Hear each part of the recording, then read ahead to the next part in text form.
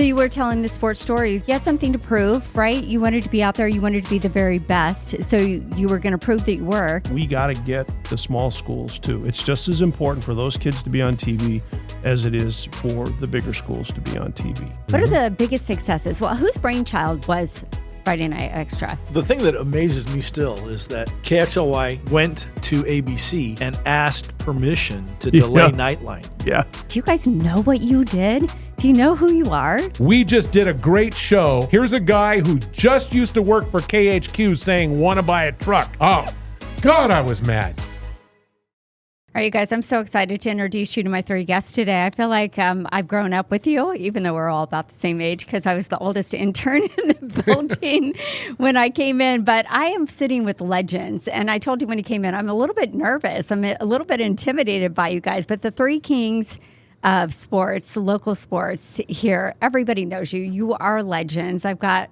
the great Rick Lukens, Bud Nameck, and Dennis Patchin. And you guys really revolutionized local sports here. Oh, you guys need to, you should, get acquainted, take a minute, and just get to know each other. The funny thing is we'll peel the curtain back a little bit. We all got to know Leslie when she was the intern. Okay. I was the intern. I knew Leslie before she was the intern. That's true. Wow. Leslie was, when I met Leslie. I did not know this. New story. She was Mrs. Washington. Oh, boy. And it was shortly after I had left KXLY and making the transition from TV to radio and had the golf center. And then also a friend of mine and I started a little internet company, and Leslie became a salesperson for us. Did you ever sell anything I don't at all? think I sold a darn thing for you. Okay, just checking on that. Wow, I don't know. I'd have to look back. I did not know I forgot that. about that. But Leslie was the greatest intern because she always bought a box of Krispy Kreme donuts. Well, you got to bribe people, right? Right. I mean, You want people to like you. Donuts is always a good way to go. Well, I knew you were all talking behind my back, like, what's this old lady doing in here calling herself an intern? So. Well, actually, to be honest with you, when we found out how old you were, we were kind of surprised. We didn't think you were that old. So. Oh, nice. Yeah. Okay. I'll pay you guys all later. Yeah, that's I'm happy we'll to just do that. Charge. I got a bill we're working on right now. So. Okay. Well, charge it, put it on my tab. Okay. Yeah. I mean, I do have history with all three of you. And I would say that I got to say thank you to all three of you for helping me to get to where I am today. And I wouldn't have been able to do it without you. I mean, Dennis, I used to go back to your office, sports office, and people always told me, don't worry about Dennis. You know, he's like that to everybody. And I was like, he was like a big teddy bear, right? I just brought him donuts and made everybody happy. So, and then Bud, yes, we go way back to Mrs. Washington days, which, gosh, that was a long time ago. That's a long time ago. Don't tell anybody. Yeah, just our secret. Don't tell anybody. But then I also would go on 920 when I was doing cut-ins for weather, and I kind of learned to hone in that more newsy side of things. And you taught me a lot about that. And then I got to work with you and your beautiful wife, Teresa. Yeah. On Classy 99.9. Yeah. And it was the thing about Leslie was, we had interns, and we had very pretty interns like Leslie was. Oh, geez, I am going to owe you guys a lot. and all of them came through the door and thought, I'm going to be on radio or I'm going to be on TV, and thought just being pretty and being there was enough. And she was the exception. Leslie worked her butt off. And so that's what gets you noticed. It's not the donuts. It wasn't the donuts? No. Leslie actually worked hard and tried to get better. And when you do that, you win a lot of friends. I think part of that, Leslie, was because when you became a media person, you weren't just out of school. You were a little older. You'd lived life a little bit. So you knew the work ethic that Rick was talking about. You knew you had to have that work ethic if you were going to survive. I had to prove myself, and I knew it going in. I was like, nobody wants me. Everybody told me, you can't do this. What are you thinking? And I thought, I have to prove myself. And I was willing to do whatever it took, whether it be running the board on radio, going out with whatever reporter, getting whoever coffee, bringing it to. I didn't care because I just wanted to be a part of who you guys were. And it's been quite the ride. I'll tell you that right now. But let's not talk about me because I want to talk about you guys, honestly. So take me back to the mid-'80s because that's when you guys all came together, right? Is that the mid-'80s when you guys I got hired last in February of '84. Okay. So that was January of '83, about a year before. And Bud hired us both at KXLY. Okay. Yeah. And then what brought this whole team together? Because you did revolutionize high school sports. You really did. You went in there with football, and then you kind of took over. And I know that when I was raising my kids, if one of you guys was showing up, it was a big deal. It was a big deal. Yeah. So I think, first of all, the first thing that set us apart from, you're going back to the early 80s, and the other stations with what they were doing with sports, and I think these guys will agree with me that if you were in the sports department, people kind of laughed at you a little bit. Well, that's okay. He's a sports guy. And the sports guys don't really work and blah, blah, blah.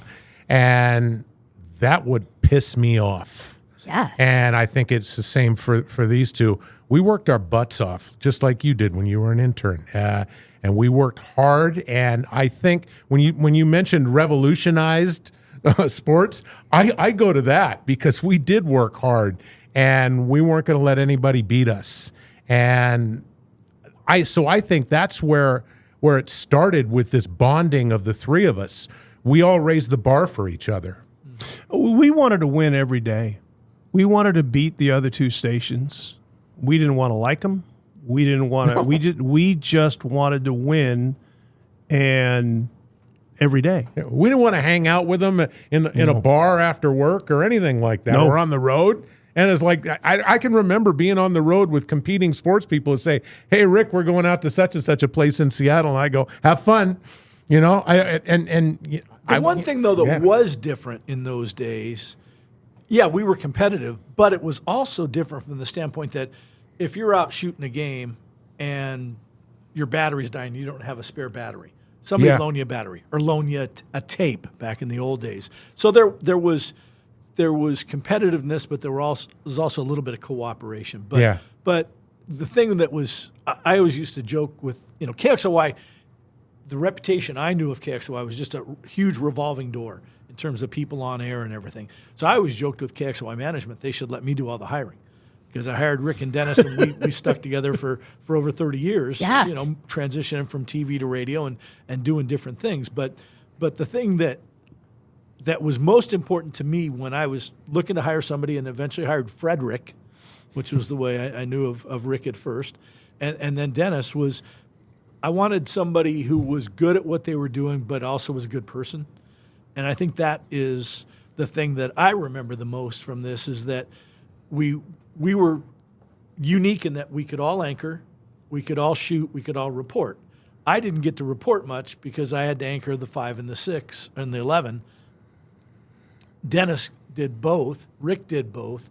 And then Rick really, his forte really was, Rick's as good a writer and storyteller as anybody that's ever worked in this market, as far as I'm concerned. I think it's true. I think in the business. Forget about this market, in the business. He's the greatest feature reporter I've ever seen in my life. Period. End of statement. I will fight you in the street today if you say no, he's not. Fight. Yeah. And I don't want to go up against. I would agree with you though. Lukens at large, right? Among other things, a bazillion other things, but but did fantastic that writer for many years. Yeah, kind of out of the sports realm. So you were telling the sports stories, and that, I think that, again, that's what set you apart. You had something to prove, right? You wanted to be out there. You wanted to be the very best. So you were going to prove that you were. But then you were also telling the best stories, and you were spotlighting so many different aspects that I don't think we'd seen before. One of the other things, too, is we were different because we had 3 of us, and the other 2 stations in town only had 2. But they had a photographer pretty much assigned to them. We didn't, because we could all shoot. Right. Well. But our thing is we wanted to make sure that there was no national stories in our sportscasts. Okay, people didn't tune into us to watch that. They it was the early days of ESPN, but they could get their things, and then once the internet came around, you could get all that stuff. So what our focus was on local stories, local, and then more local stories you can't get anywhere else. And Except for when we had a news director who told us the Seahawks and the Mariners weren't, and the Sonics at that time, they're not local. Yeah, well, he didn't last very long. We outlasted him and many others. Yes, exactly. Who was right there? I think it's you guys. I can't name all the news directors we worked for. I could, but I might get ill along the way. So I think I can get most of them, but I'd rather not talk about some of them Yes. because they were a hindrance to what we were doing. I mean, usually the greatest thing of a news director, after 3 months when they come in, figure out what they'd come to you and go, I don't have to worry about you guys. You keep doing what you're doing. Most of them did that. Mm-hmm. There were a few that decided that they knew better than we did, and they either found out quickly that we weren't going to listen to what they had to say, or they weren't there very much longer. I feel like that's a huge thing. If a news director or somebody at a higher level can look and see that they have got talent in front of them and then learn to trust that talent, step back and let you guys do what you do, that's when the magic happens. I think that's what makes a good leader, is he figures out, hires good people and let them do what they want. Now, if you want a course correction, you want to bump them half a lane over one way or the other, I want something done stylistically a little different, okay, that's fine. But why try to change something that's successful? I mean, KXLY for a long period of time was known for not a very good news product, but a really good sports product. Yeah. Well, first time KXLY was number one at 11 was because of Friday Night Sports Extra. We didn't do very well Monday through Thursday, but we dominated so well on Fridays that we were, and that was quite a celebration. Yeah, the ratings at the quarter hour took a jump of about 35% from what people who were watching at 11 on Friday night to 11:15 on Friday night. It jumped like 35% or something. Well, and that show was such a boon for us, but it's also a boon for all of those kids for multiple generations, and everybody is still doing a show now. One of the great things that I'm proud of, and I know Rick and Bud feel the same way, is it made the other two stations get off their butts and actually go out and cover some things, and got more kids on television in a positive way, making a basket, catching a touchdown pass, doing those kind of things. And I think that was important, and that's one of the things I take that really hits me is when people come up and say, and they're 45, they're 50, they got gray hair. You put me on TV one night, and I think that's a really important thing. And it's, you know what, if nothing else for our legacy, the three of us, is Friday Night Sports Extra, I'm good with that. And one of the things I think is great about Friday Night Sports Extra is really we changed the culture in a way for high school football teams and coaches. These teams that would travel quite a ways, their coaches would stop to get food for the kids, and then they'd stop at a tavern and pop in while the kids stayed on the bus and ate their food to see the scores and see how their opponent, the teams they compete against, they'd watch highlights. And that was cool. The officials would always get together at the old shack, and they made it a point. They were watching. That's why we had an officials day. We went to theme shows and had the officials show and did fun stuff like that. Oh, that took me back, the shack. Yeah. Back in the good old days, right? Yeah, just a hop, skip, and a jump from where we're sitting right now. I think it was just so important. And like you said, Dennis, I mean, kids coming back who are now grown saying thank you. I mean, the parents too. Like I said, when my kids were doing sports and they were in school, it was all about, were Rick, Bud, and Dennis going to show up? Were any of you going to be there? And it was a big deal. And they were so excited. The parents wanted to see them on TV. That was exciting for them. I remember taping, like the old school tape to catch that. And the kids were so excited to have that memory. Well, and then also you talk about the kids who years later say, you put me on TV. You could go to a game and see a parent in the stand watching their child play football or basketball, and you covered the parent. You know what I'm saying? Which is awesome. You got two generations there. So that was pretty cool. And then the other neat thing about Friday Night Sports Extra was that everybody we worked with got on board with it. And I'm talking about the people who ran the cameras in the studios, all of the people who volunteered, said, hey, can I go out and shoot a game? And we'd send people out with we'd have to show them how to run a camera and send them out, and then hopefully be able to edit something that they brought back. But the people who edited and the directors, and studio crew would show up wearing football jerseys on Fridays because it was just that feel that was going on. It was a real team effort, and it just made you feel so good that everybody you worked with, in front of the camera, behind the camera, everybody got into it, and they were completely on board and made it successful. One of the things we did too is before Friday Night Sports Extra, the schools pretty much outside the city of Spokane, even Coeur d'Alene, didn't get much coverage. Okay, one of the things, and I went to a small high school who lived 30 minutes away from a media market, and the 3 years I played football, we never saw anybody, not one time. And one of those things is we got to, and Bud and Rick were on board with this. We got to get the small schools too. It's just as important for those kids to be on TV as it is for the bigger schools to be on TV. And that's another legacy is didn't matter where you went to school, you were going to get on TV. Yeah. And the second half of the season, you got a big game. Doesn't matter if it's the top classification or an 8-man game, you knew KXOY was going to be there. We'd figure out a way to make sure we were at every big game of the year. And drawing this small community in. Yeah. And that's so important. It's so important. And now everybody feels like they're one, right? Yeah. What are the biggest successes? Well, whose brainchild was Friday Night Extra? Or was it just kind of a culmination? These guys get the credit because I was out of town. We have told the story before. We got our asses chewed off by a news director, the guy who also said the Mariners and the Seahawks weren't a local team, because we didn't tell our news department that the State B tournament was here, which they had people that had worked in this, that had been through the State B tournament before. So it was Rick's idea. He goes, well, I'll show you. We're going to shoot highlights of every game and show highlights of every game. And it was like, okay, I think we can do that. I think. Yeah. Well, so we shot highlights the last 3 days of every game. Every one. Didn't matter if you were a local team or not. And all of a sudden at the end of Saturday, the light bulb went off, and it was like, well, this was too much fun.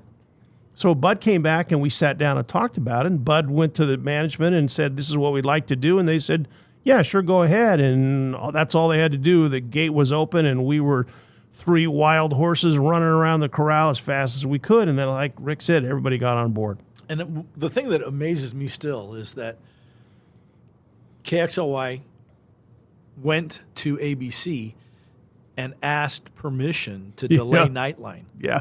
Wow. Nightline was a big show in those days. And surprisingly, ABC gave that permission. Yeah, Nightline by contractually was supposed to start by 11:35 p.m. And we bumped it back about 10 minutes. 10 minutes. Yeah. 45. Yeah, it was 11:45 and sometimes a little later. Yeah. And we got a whole half hour. That's amazing. The news and weather ended at 15, and we got a half an hour. Well, the news anchors loved it too because they didn't have to do much. I was going to say, then they were out. Yeah. And they also left before the show was over. When I say everyone was on board, it wasn't necessarily the news anchors because they were out of the parking lot before we rolled the open on the show. They were on board. They were on board. We had our anchor and our weather person both got home before our show was over. Or they got to the shack. No, both of them went home. Those were homegoers. Yeah. Oh, that's great. Okay, so what if I'm, and this is kind of a loaded question. A couple of these will be biggest success out of this. Do you guys have a story that stands out that is just like got you right here throughout the years? Do you have a person or a team or a game that stands out to you? I think for me, one of the biggest things that happened was when Washington State University went to the Rose Bowl for the first time in 67 years.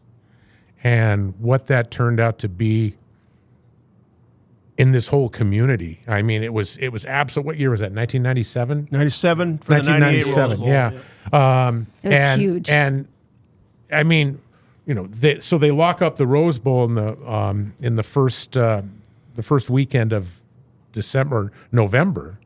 Last weekend in November. Last weekend in November. And so you're more than a month away from the Rose Bowl. And anywhere you went was, Rick, how can I get tickets to the Rose Bowl? You know? Yeah. Good luck, you know? and we took more than 45, but just under 50 people down to Pasadena and did everything from down there for the whole week. And I was actually down there for like 3 weeks before that. And Yeah, staying in a really nice hotel while the rest of us were staying in. I stayed in the Lowe's Santa Monica where the team was staying. That was pretty good hotel. So that was part of the great memory. But on the day of that game, to see how the Spokane basically moved to Pasadena. There was a big party on the golf course right next to the Rose Bowl, and it was all Spokane people. And remember, that was Pullman before you were driving around at NCAA tournament time with Go Zags on every reader board. Right. in Yeah, Spokane. correct. It was that way for the Rose Bowl. It was cool. It was such a big day. And so for me, that maybe the biggest single day or single event that in my memory. It's not, and that's not the thing I'm proudest of. It just stands out as just so gigantic. It affected everybody. It really did. Because here's the thing: is even if you weren't a Cougar fan, or a Coug who gone there, you may have had an aunt or an uncle or a mom or a dad or a grandma or grandpa, and you knew what the implications that finally meant. Because them going to the Rose Bowl was something that nobody thought would ever happen, ever. Okay, you were kind of thinking maybe it would be cool if that happened, but you never thought the Cougars were ever going to get to the Rose Bowl, and then by God, they did it twice in 5 years. And then if you view it through today's lens of for me personally, the total mess that college football has turned into, it becomes even bigger to me because I don't think we'll ever see that kind of excitement again. And I don't care. I don't care if you're at Washington State or if you're at Michigan or Ohio State. We're never going to see that kind of pageantry and excitement around college football ever again. Well, you got to remember, nobody under the age of 75 remembers the Cougars going to a Rose Bowl. Yeah, right. Yeah. Put that in perspective. Wow. I'll say two things that come out when I think about Friday Night Sports Extra. The first is totally personal from the standpoint that I got introduced to a young man who was just a manager for Cheney and was battling cancer. And his mom reached out to me, and he was a big Raiders fan.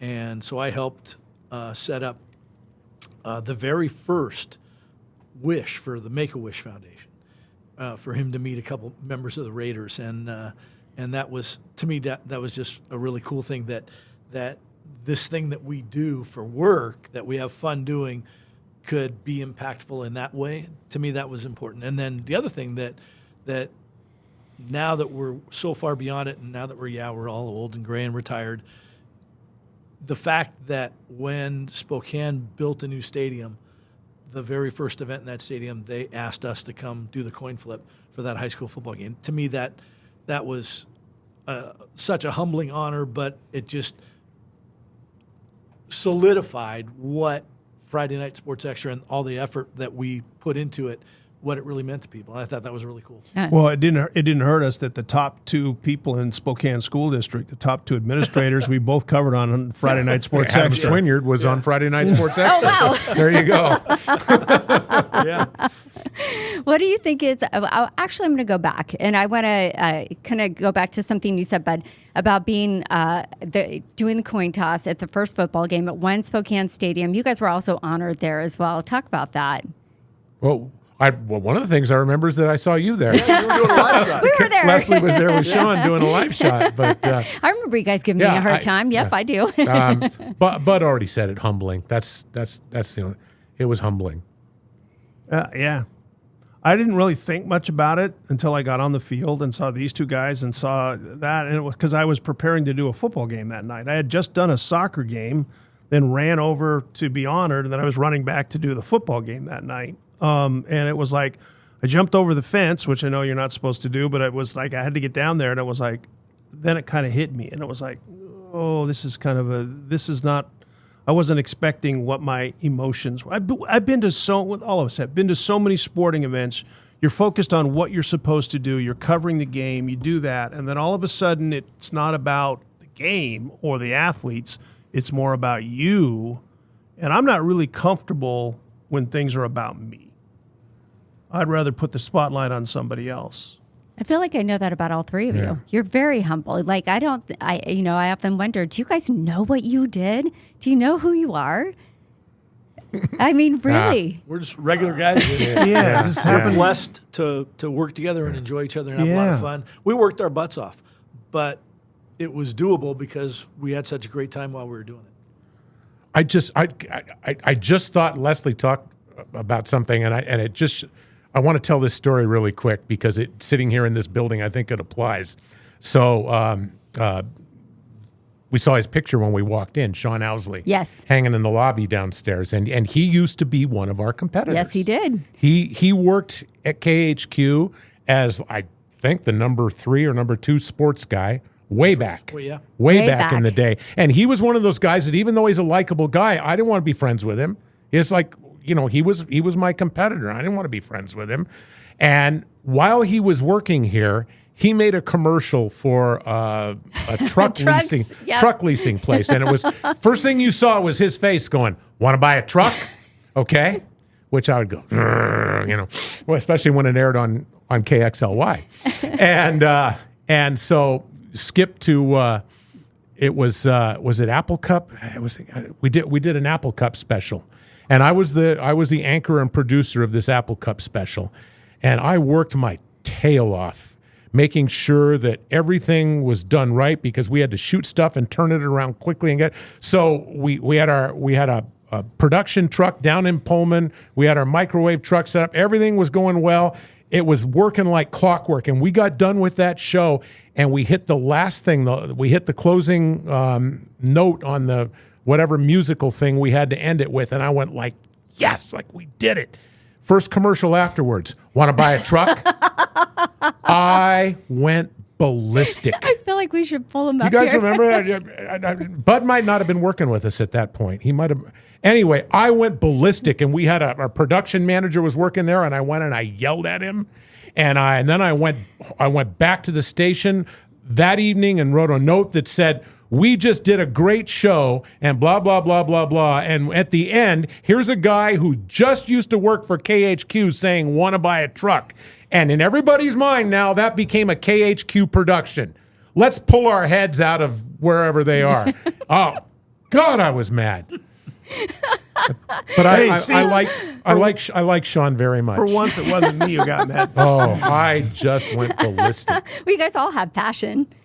You all have passion. You know what? I call it passion. I think that's why we love it. were, for lack of a better word, so successful in what we were able to do. Well, we cared about the product. We cared about how it impacted the community. And like I said at the beginning, we wanted to win. We wanted to win. We all had the same mantra. If our name was on it, it better be good. Yeah. Okay, Dennis, say one thing about Bud and Rick. Nice? Yes.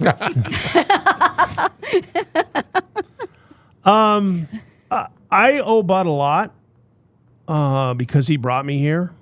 And if he doesn't bring me here, who knows where my career winds up and who knows what happens to my family. I got to know Bud when I was working in Missoula, and we were trading videos, and I'd send him some video of something I shot that he wanted, and then I'd put a story on the end of it just so he could, if he wanted to see it, it's what I was doing. So he offered me a job, and I came over here. So, I mean, I owe him a lot. He brought me here, and my family has been impacted greatly by being able to, from all my kids. My oldest was born in Missoula, but he came here at 2 months old, so he doesn't know any place else. Our other 2 kids were born here. So, I mean, I'm indebted to him. Bud was a great boss. Bud was one of those guys that let you do what you wanted to do.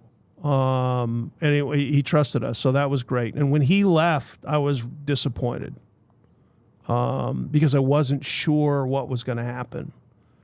I wasn't sure if we were going to get a third guy back. And B, I wasn't sure if that guy was going to fit in with what we were trying to do and the vision. And for the most part, we were fortunate enough to have a say in who we hired. After Bud left, certainly when Rick was the sports director, I got to give him my input. And then certainly when I was the sports director there and the sports director here at KHQ. But if it wasn't for Bud, I don't know what would have happened. I really don't. I probably wouldn't have been in the business as long as I did. I probably would have got fired someplace else. I just, And like I said about Rick, I think Rick is one of the most talented people I've ever worked with in this business. he can go out and look at something and come up with not only a story, a award-winning story. When I look at it and I go, there's nothing here. This is crap. This is garbage. This is a bunch of beep. I'll beat myself there. There's no story here. And Rick comes back and turns a story. And I wish. The ice that gets under your what you tires. named it. What was that? What was that? Glods. Yeah, Glods. Glods. Glods. Glods. GLODS, gross lumps of dirty snow. Yeah, and there was a whole story on it. I think of Rick every time I kick one off of my car in the morning. I do too. Here you go, Lukens. Bang! I knocked it off the car. But it's remarkable where the way his mind works. I wish I had that. I don't. I can't do what he does. I love that. Okay, I'm going to go to you, Bud, next. Dennis and Rick. Well, along the theme of what Dennis talked about,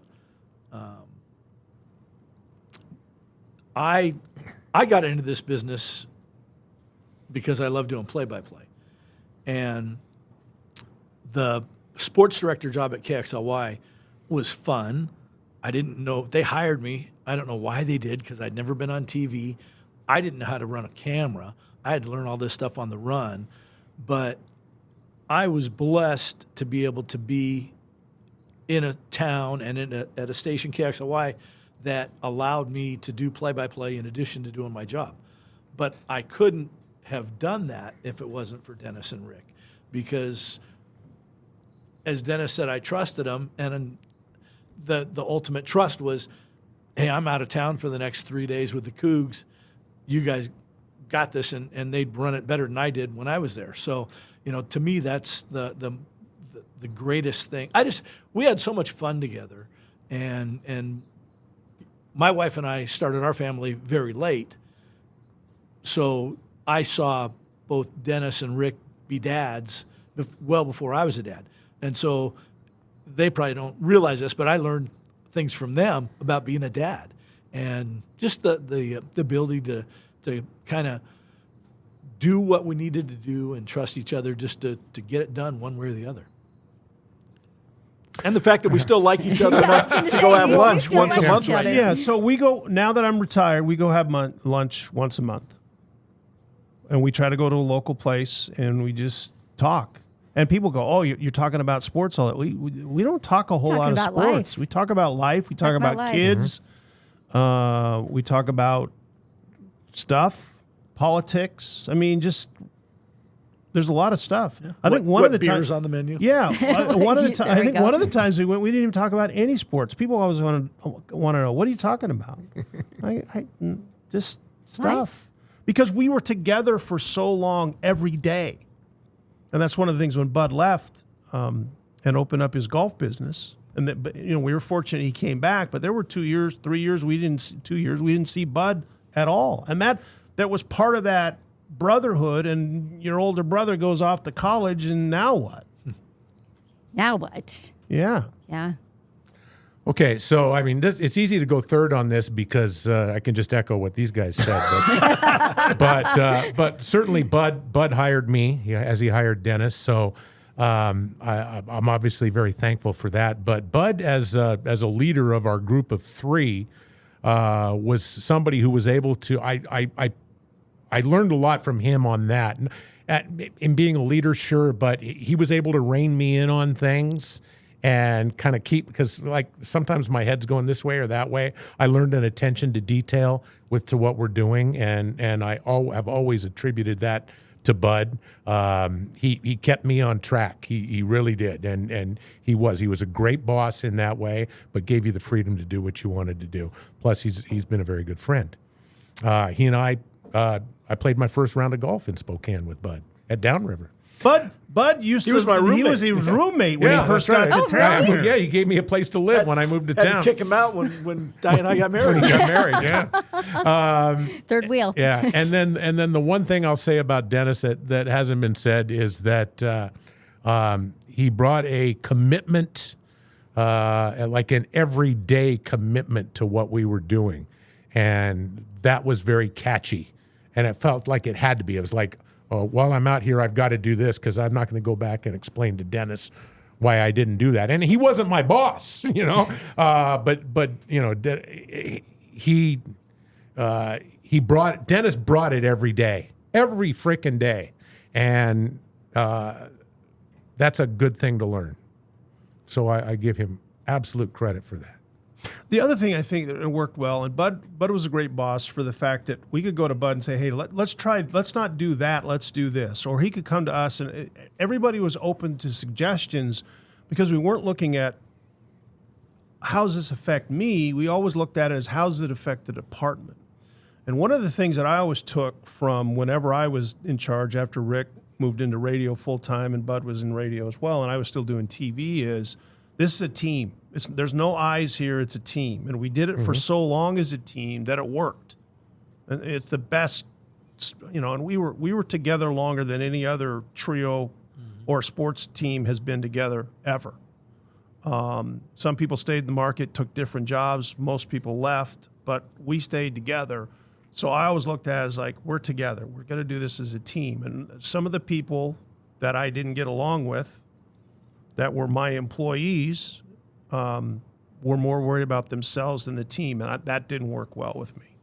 It's true. You kind of have to be all for one. That's what makes the magic right there. Yeah. Is when you're all working together for one thing, not just for yourself. You know what? And people in our business don't think the people at home can tell that, but they can. They can. The viewers understand. The viewers understand who likes each other and who doesn't like each other. The viewers are smarter than a lot of times we give them credit for. So with that said, let's wrap up with what advice would you give to kids now that want to go into not just the business, but sports itself? Because I'll say this, you guys said that at first you felt like you were looked down on because you didn't do anything, right? I think sports is the hardest working department in the newsroom. Has to be, Leslie, because if you're not, you're the stepchild in a news department. Okay. And if you're not working hard every day, then there are people who automatically, if you put the S word to it, which is sports, not the other S word, but the S word sports, you're automatically thought of differently. So you have to work hard every day. I would put the over-under on weeknights. I had maybe weekends too, with doing play-by-play on weekends, on nights that I had dinner with my wife at 2 per month. And most of the time it was under, because you'd feel guilty sneaking away to go home and have dinner when there's games you should be out shooting. I think it's so you have to be better than other people in your newsroom because you're already being discounted. Now, that's not every manager, that's not every news director, that's not every person who's making those decisions. But there are some. Oh, you do sports? You get introduced to a new news director. Oh, you're the sports department. But you guys make such huge sacrifices. Like you said, over under and 2 dinners with your wife per month. I mean, you guys make sacrifices, Sure. especially when things get going, whether it be high school football gets going, September college to football. March. Yes. September to March, really Basketball, hard. yeah. It's really hard for a family. And we're very fortunate, the 3 of us, that we married the right people. Okay, because all 3 of us have been married for a long period of time. Yeah. My wife and I will be 45 years coming up this year. Rick's getting 38. 38 this year. We just celebrated 40. That's Yeah. amazing. So somehow you made it work. Well, that's why I said Yeah. we married the right people, because did. it's not. I'm not taking any credit for my 45 years of marriage. My wife's going to take all the credit in the world for that. My advice to anybody coming into Get out of the business. Don't do it. Don't do it. Get out. I mean, there's Dennis. it's such a different business now. So, It is. Be ready to adapt to change. But I think this applies. It applied then, and it applies now. And I referenced it with Leslie when I was talking about her earlier. That however you get in the door, you get in the door, and it might be a pretty face that gets you in the door. It might be that you know somebody that gets you in the door. It might be that you were in the right place at the right time that gets you in the door. That doesn't mean that you have made it. It does not mean you have arrived. And for so many people, they think that they have arrived and, okay, I'm here. Never stop trying to get better. And that's on you. No one else. I mean, people can certainly pull you aside and say, hey, Rick, you need to work on this. That never happened. Did that ever happen? Did anybody above us ever pull us aside and say, I like what you did here, don't do that, or whatever. No, it doesn't happen. And I can guarantee it has never happened to you. It does not happen in this business. It's on you. Get better. It is. Get better when you're 10, 15 years in. Keep getting better. Watch yourself. Listen to yourself. Get better. Don't be complacent. You can't be. I've always told people, keep your eyes open and your ears open and your mouth shut. Okay? And just because this is... Did you ever do that? Keep your mouth shut? No. No. When you're first in the business. I didn't talk. I was a nice guy in Missoula. I said, you guys brought it out of me. We here. got you too late. Then you're saying Blame that. that on me. But my thing is don't. Rick said it great. Don't, just because you got the job doesn't mean we're going to hand everything to you. You got to work hard every day, and pay attention to the people who have been in the business for a long period of time and how they do it. Now, don't be the next them. Be the first you. But figure out what's working, what's not working right. My biggest problem with the younger generation, and it's not all of them, but it's some of them, they don't want to work nights. They don't want to work weekends. Well, they don't want to work early in the mornings. Well, that's the business. That's the job. That's not a 9-to-5 job. No, that's the job. That's what it is. If you don't want to do those kind of things, don't do it. Yeah. If you don't want to get in a business where you got to call your significant other or your wife and say, hey, I can't come home. There's a fire out there. I got to stay. It doesn't work that way. The advice I give to folks who ask me for it, and it doesn't have to be just a broadcast thing, find something that you enjoy doing. That's probably the number one thing in my life that's been a blessing, is that even though we've all worked a lot of hours, it doesn't feel like work because it's something you enjoy doing. I never woke up in the morning and said, oh, God, I got to go to work today. You work, quote unquote, 8 hours a day. You have 8 hours a day to relax and enjoy, and you sleep 8 hours a day. And if you hate your job, you're not going to sleep very well. You're probably not going to enjoy those other 8 hours. So whatever it is, somehow try to find something that you're passionate about so that whatever effort you have to put into it doesn't feel like effort. Yeah, what's the old saying? If you love what you're doing, you never work a day in your life, right? Find a job that isn't a job. Yep. Yeah, something you love to do. Well, I always tell kids when they come in now, be really careful and choosy about who you take your advice from and who you listen to. So I'm going to wrap up by saying, Rick, I want to say a huge thank you to you and Teresa for, you guys taught me so much in the radio and just how to be fun and be yourself, and you gave me so much open ground to be able to figure out who I was. You let me fail. You let me make mistakes when I'd run your board on the morning show, and you didn't yell at me once. But I learned a lot by watching you two and the way you worked together. You were self-deprecating, you were funny, you were real. And so thank you so much. Thank you for that. And the advice that I got from both of you meant the world to me. Thank you. You earned everything. Well, thank you. And Bud, you were so welcoming right off the bat. Like you said, I met you before I ever got into the business. You gave me an opportunity as Mrs. Washington. But when I came into the building, you were equally as welcoming. You were always that friendly person that you knew you could count on. You could go to, you would walk in your studio, and you learned something every time you were in there, just by the way you handled yourself. And you wouldn't even have to say, here, do this. It was just by watching you that you were like, oh, I want to do that. I want to pick up on that. And the way you treated people was huge. And I'll never forget that, ever. Thank you. Dennis. Bud's the nicest guy in TV. I'm going to tell you that right now. Yeah. He is the nicest man in television. He is. We'd send him in to talk to the managers because Rick or I would blow a gasket. He'd go in and get everything done, and then we could execute it. So, Dennis, when I came in to the station, everybody, again, said, don't mind Dennis. He's gruff like that with everybody. I instantly liked you. I was not afraid of you. I don't know. Should I tell you that? But I wasn't. Your door was always open. And so, yeah, I brought donuts or whatever, but I always knew that I could come to you and say, I have a concern with this, or I don't know, what should I do here? Should I listen to that person? Am I doing it right? And you always had such great advice. You always gave it to me straight, too. So you weren't sugarcoating anything. You were going to give it to me straight. You also taught me how, and I'm still working on it, and I always will because of just of who I am, but to be stronger and to be more secure in who I am, because I tend to be a bit of a pushover, but you always help me. And even when you came here, that door was open and you would give me the best advice. And I know now that if I texted you, you would continue to give me the best advice.